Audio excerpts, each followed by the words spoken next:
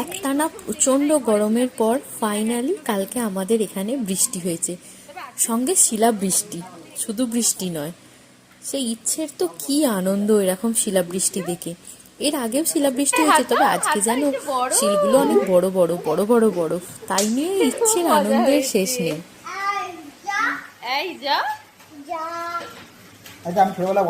বলতে থাকে এই যা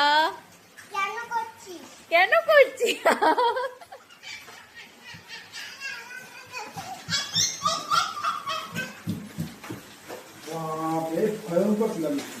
বিশাল শিলাবৃষ্টি।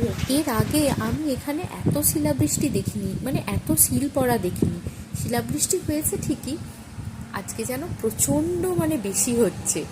আর জানি না কেন এই শিলাবৃষ্টি তোড়েই হোক বা একটু ঝড় দিয়েছে তাই জন্যই হোক, আমাদের ব্যালকনির চেয়ার, ইচ্ছে সাইকেল, কাপড় শুকনো করতে দেওয়ার র্যাক সব এদিক ওদিক হয়ে গেছে, পুরো যেন লন্ডভন্ড অবস্থা।